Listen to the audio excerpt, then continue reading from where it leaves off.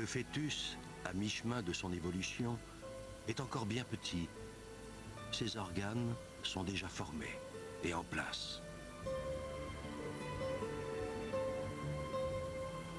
Désormais, ils vont se développer à un rythme constant et régulier.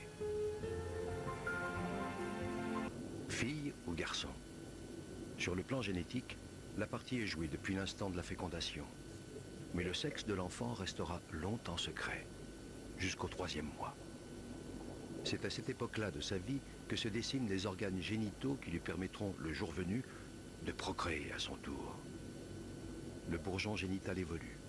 S'il s'allonge, ce sera un pénis et donc un garçon. Remplis de spermatozoïdes immatures, ces testicules descendent dans la peau des bourses. Si c'est une fille, le clitoris, le vagin et les lèvres se forment progressivement, tandis qu'un stock de 2 millions d'ovules immatures se constitue dans ses ovaires. Fille ou garçon?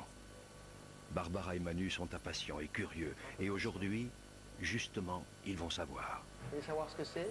Absolument. Alors, c'est une petite fille.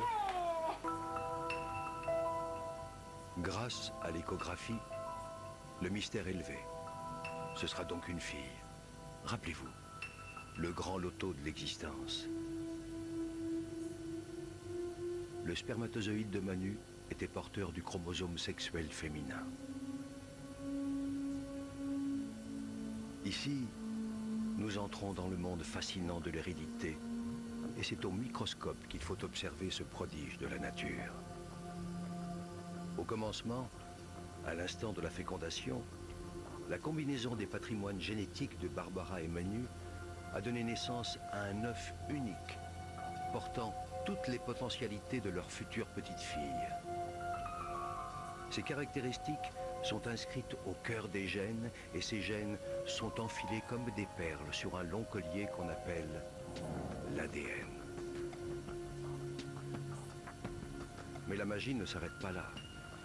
Chaque fois qu'une nouvelle cellule se divisera au cours du développement de l'embryon, puis du fœtus, l'ADN se reproduira à l'identique dans chacune des cellules.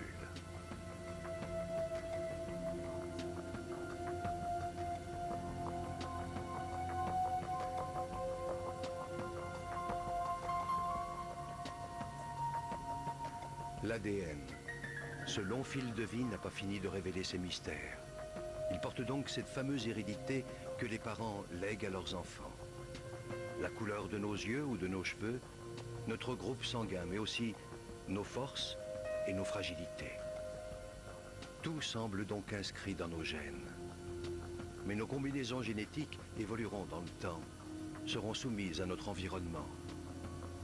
Beaucoup reste donc à écrire, et heureusement.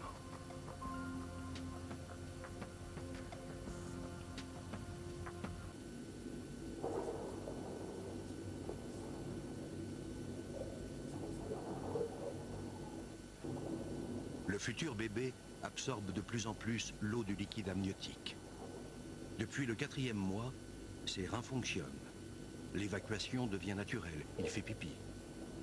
Le placenta agit comme un filtre, un peu comme des couches, et la plupart des déchets rejoignent les reins de sa maman.